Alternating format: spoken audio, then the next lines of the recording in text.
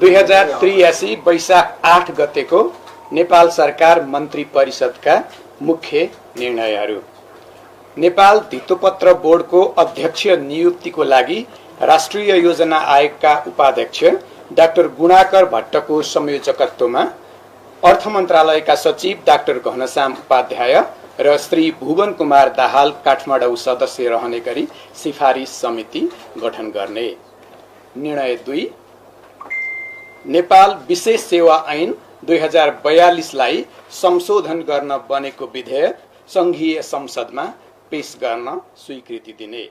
निर्णय 3, प्रतिनिधि सभा सदस्य निर्वाचन ऐन 2074 लाई संशोधन गर्न बनेको विधेयक संघीय संसदमा पेश गर्न स्वीकृति दिने।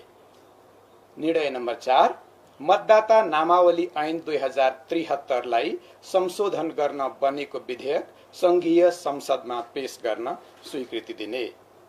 निर्णय नम्बर 5, समस्याग्रस्त सहकारी व्यवस्थापन समितिका अध्यक्ष पदमा श्री दिल्लीराज आचार्य प्युठान र सदस्य पदमा श्री नवराज सिंहखडा धादिङ एवं श्री रोशन बहादुर साक्य ललितपुरलाई नियुक्ति र मनोनयन गर्ने।